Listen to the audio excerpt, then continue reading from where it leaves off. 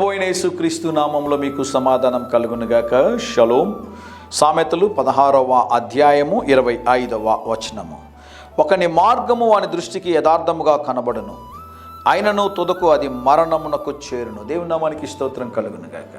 కొంతమంది నేను కలుసుకున్నప్పుడు, వారితో మాట్లాడుతున్నప్పుడు, మీరెందుకు ఇటువంటి కార్యం చేశారండి, ఇంత భయంకరమైనటువంటి కార్యం చేయడానికి మీకు ఎలా మనసు వచ్చింది, మీరు ఎలా చేశారు ఈ కార్యాన్ని అని అడిగినప్పుడు వారు చెప్పినటువంటి ఆన్సర్ నేను నిజంగా చాలా భయపడ్డానండి. వారు చెప్పిన ఆన్సర్ విన్నప్పుడు వారు చెప్పిన మాట ఏంటి అంటే, బ్రదర్, ఆరంభంలో మాకు ఇలా జరుగుతుందని తెలిస్తే ఎవరు చేస్తాం, మాకు తెలియదండి.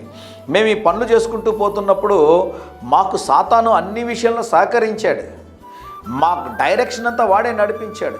మేము చివరికి ఈ సమస్యలోకి వచ్చే లోపల అన్ని వైపుల నుంచి డోర్లు క్లోజ్ చేశాడు బ్రదర్ మమ్మల్ని. చూడండి, ఒక ప్రణాళిక ప్రకారముగా, ఒక ప్రణాళికాబద్ధముగా, ఒక స్ట్రాటజికల్ పాయింట్తో సాతాన్ ఏం చేసిందంట, వీరు తీసుకొని వచ్చి ఆ భయంకరమైన కార్యాలు చేయడానికి పురిగొల్పింది. కొన్నిసార్లు మనము తీసుకునేటటువంటి నిర్ణయాలు, మనం చేస్తున్నటువంటి పనులు మన దృష్టికి అనుకూలముగా ఉంటాయి.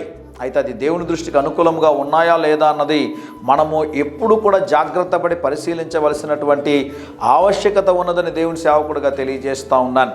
దావీదు ప్రార్థన చేస్తాడు కదా, ప్రభువా, నేను చేస్తున్న కార్యాలన్నీ నీ దృష్టికి అనుకూలంగా ఉన్నాయా? ఇక్కడ వాక్యంలో రాయబడిన మాట గమనించండి. ఒకని మార్గము వాని దృష్టికి యథార్థముగా కనబడును. అయ్యా, ఎందుకు ఈ వ్యాపారం మోసం చేస్తున్నావు? మోసం చేయడం లేదు, నేను బ్రతకాలి కదా అంటాడు. వాడి దృష్టికి కరెక్ట్ అనిపిస్తుంది. నేను చెప్తూ ఉంటాను ఎప్పుడు మీకు ఈ మాట.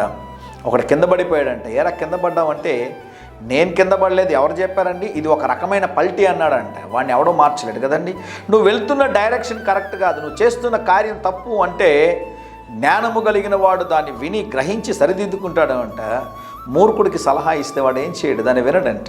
నీ సొంత నిర్ణయాలు తీసుకొని ఈరోజు ఏదో ఒక బిజినెస్ చేస్తున్నారా, ఒక కార్యంలో ముందుకెళ్తున్నారా, తుదకు అది మరణమునకు చేరువైపోతుంది. ఈరోజు క్రైస్తవులే కాదు, అన్యులు కూడా మీరు గమనించండి. కొంతమంది ముందు వెనక ఆలోచన చేయకుండా అప్పులు చేసి, అప్పులు కట్టలేక కుటుంబం అంతా కూడా ఆత్మహత్య చేసుకొని భార్య బిడ్డలు చనిపోతున్నటువంటి వార్తలు చదువుతూ ఉంటే చాలా వేదన కలుగుతుంది, చాలా బాధ కలుగుతుంది. ప్రియులరా, దేవుని బిడ్డలుగా మీరుంటే మీరు ఏ కార్యము చేసినా అది దేవుని దృష్టికి అనుకూలంగా ఉన్నదో లేదో పరీక్షించండి, పరిశీలించండి, ప్రార్థించండి, దేవుని సహాయము తీసుకోండి.